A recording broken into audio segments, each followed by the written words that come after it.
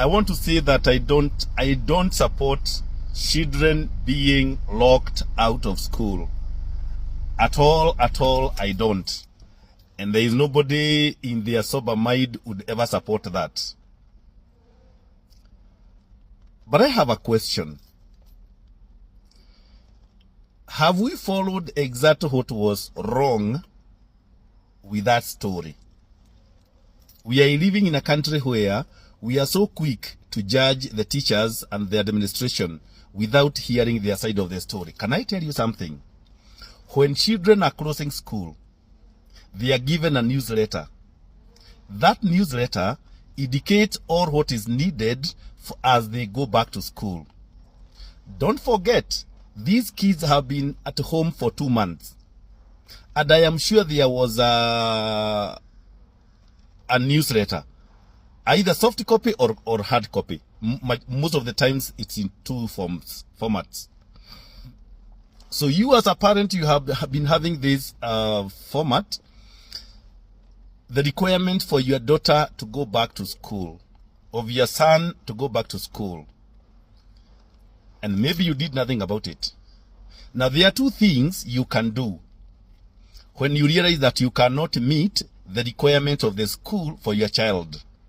Number 1, you can contact the school before they open. I always advocate as a parent to go to school in person. Meet the principal. Tell the principal what you are going through. And every principal hears. These fellows are parents. Then number 2 you can do, if you cannot make it before, please accompany your child to school. Please. That way, you'll be able to explain to the teacher and the administration where you cannot meet some requirements. And I can tell you today, I have been a principal of a college in this country. There is nothing as frustrating as running an institution where the government is not supportive and the parents are indifferent. Do you know there are some parents who never attend school meetings? We had a case last year. A school added some money in the school fees. Some 5 parents felt aggrieved. What do? They ran to Jogoo House to go and report the principal and the board. Only to arrive there and they are shown the letter signed by the board and the principal that was agreed upon by the teacher, by the parents in a meeting where these parents never went. Kazi yao ni porojo, sinema kuu na siasa ambazo hazina miguu. Find out where your child is schooling. Kama kuna shida.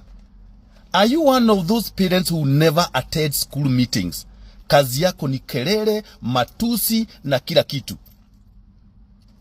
Dear Kenyans, our dear parents, we cannot run our schools like that. I admit there are problems in this country. I admit the government has its own problems. I admit as parents we too have our own parent problems. As a priest, Father CK, I have so many kids that I support in school. And therefore, I am a parent to so many sons and daughters in primary school, high school, colleges, and universities in this country. So when I talk about these things, I tell you what I go through as a priest and as a parent and now as your servant. Let us support our schools. Condemning our principals cannot even help. Even if the government decides to suspend that teacher or to sack her or whatever, what is the government going to do with those indifferent and difficult parents?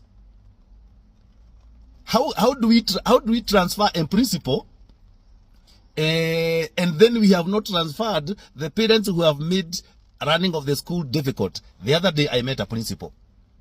She's running a school where there is a lad case. This principal, the school is sponsored by the church. This principal is not being supported by the government. The church is not supporting her. The parents have taken sides. Some are on the side of the fighters, others in school. What do you expect such a lady to do? She has no support from the church that is sponsoring the school. She has no support from the government. Some parents have taken sides. These are some of the parents we have. Let me tell you the reality of our schools today. Our government, because of whatever is happening, is taking ages to remit funds for the schools. So what is happening? The principal is only waiting for your school fees, which you are not paying. And when your kid is sent at home, you start throwing tantrums. So the kids are opening school today, or yesterday they did, or this week. You have released your daughter to go to school, to eat, to be fed, to be educated, to be protected. You paid nothing. Na hata kama ulilipa kidogo, you have not communicated to the school what you are doing about the remaining amount. When the kids get in school, the government have done nothing. You as a parent have done nothing. Before shule zifugwe, mukawa na miti mkasema, watoto wakifugua shule, we expect this and this and this to be done. Na wazazi wanakubaliana. Please don't forget that I'm also a board chair in some school in this country. So I know how these things are done. Alafu nakubaliana. Let us agree that that will be done at the gate. So, sisi tumekubaliana hizi ni sheria na zitatimizwa na watoto wataangaliwa kutoka kwa gate. Na tumesema kama wazazi, mtu mwenye hata timiza haya, mtoto wake asiingie shule. Dear parents, there is no principal who have said that watoto wasiingie. Nyinyi mliketi, mkaagree na mkaandika. Only when the things now goes viral, mnageuka mwalimu. If you go to that school today, I'm sure you will find some agreement ya wazazi na shule. It is so difficult to run a school in this country, where especially parents, some, not all of them, majority are so supportive, but there are some parents in this country who are just difficult by choice, indifferent strategically, as in hawataki anything. Ataka mtu asome lakini hataki kufanya kitu in this country. Juzi tumeongea juu ya tabia za wanafunzi na wazazi. You are dealing with a case of, for example, drugs in a school. Unaita wazazi, you discuss drugs. So what is happening? Wazazi wenye wanaenda shule ku discuss drugs, they go to school drunk. And you are telling us that, you know, the principal is not running the school well. Let me ask you, is the principal going to fix the manners of some parents? Is the principal supposed to go home and fix your marriage problems so that you can support your children? Before we blame the principals and the teachers, because in this country we lynch them nevertheless. And mitihani kifanyika, hawajapita vizuri, tunachapa walimu. We are waiting for the Form 4 results. It has taken ages to come out for whatever reason. Na zikitoka utasikia, tutaanza kublame walimu. The same people who have sacrificed a lot of time to be with our kids, wakiaguka mitihani tunawablame. I admit in some cases they can also bear some blame. But when will we take responsibility that as parents we are failing our schools? When will we admit the fact that our school administration is being frustrated by the government? Who is going to speak for the principals? Who is going to fight for the teachers? Who is going to support our schools? Dear parents, let us sober up. And then we look at our principals as our own people, our moms, our sisters, our dads, our brothers. And then we look at a bigger picture. Because where we are now, we are even dealing with a school system that was not very well thought of. So we are in a mess systematically. The system is in a mess. Politics in a mess. Parenting in a mess. Sponsorship in a mess. Tuko na shida kila pahali. And fighting is not going to help us. Blame game is not going to help us. And I'll tell you today, until such a time, wazazi, walimu, na shule, na kanisa waketi chini, they decide how to run our schools, we are going to see more drama coming.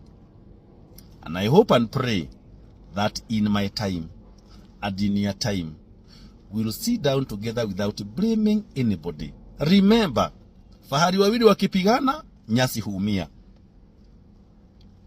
Tutapigana, tupigane, watoto wetu ndio wana lose. Right now, we don't know the fate of grade 6, grade 7, grade 8. Hatujui waende wapi. This year, no Form 1 that is being admitted. So we have that kalakuna that has not been addressed as it should be. We don't know where to take some of the kids. But we want to lynch our principals. Please, do you know how many of them are so frustrated? Do you know how many principals who are so frustrated, they are just hanging on a thread? Because hataki kuogea, akiogea sema anafinyiliwa, anafutwa kazi. Na hakuna kitu kibaya kama a country where politics have not matured kabisa. We want to politicize everything. And in this country today, we are at a time where we just want to hear a voice. We lynch. A voice. Choma. A voice. Ua. A voice. Fukuza. A voice. Suspend. A voice. Sack. We don't work like that. Ni kama kila mtu ameokota jiwe. Tuue mtu. Ua. Unamuua kwa nini? Nimesikia tu akisema tumuue. That's where we are. We want to kill everybody who is talking. Juzi tumeongea mambo za abductions. Mtoto anaongea abducted. Mwingine anaongea anauawa. Mwingine anasimama anashutiwa. Mwingine anafanya hivi. We don't work like that. We don't work like that. As we talk about abductions and other political evils, let us sober up. And we ask ourselves, where are we heading as a nation in terms of academics and running our schools? Dear parents and Kenyans of goodwill, before you blame a school, please listen to their side. Before you blame the principals, please listen to their story. Never condemn anybody whose story and history is not known to you. I pray for all of us. For the parents who are struggling financially, may God come through for you. For the principals who have been judged and heard, I pray for your peace of mind. May God give you the patience and composure to take in the heat and continue protecting and guiding our kids. To our education officers, I pray for wisdom for you, that God may guide you in running the offices that you have. I know it is not easy for anyone. I pray for the president to be able to guide us as a nation. I pray for everyone. And I tell you, dear good people, we cannot solve an academic problem through games, blame games, stone throwing, insults, and other things. It can't work that way. It cannot work that way, and it will never. We can make noise for as much as we can. But remember, those of us who are making noise are doing nothing. And maybe we are part of the mess. And as we make noise, watoto wetu wako nyumbani na wanateseka. Let us admit, as a nation, we are in a big mess academically. Education wise, tumepoteza. Hiyo tuko down. Tuko down. And we cannot sit and blame the president. He doesn't live in this country alone. We can't sit down and blame the. Of course, there is a lot of blame game to be done, but to the leading class, the MPs, those who enact laws, the president, his deputy, and other people. But if each one of us was to do their part, we would be in a glorious place. My prayer for you. My prayer for you. I want to say this for a millionth time. I support the teachers. I support the principals, and I pray for them. And I do this because I know what some of them are going through. in this country. Wazazi, mbarikiwe sana na mpate pesa za kuwasomesha watoto. Asanteni sana.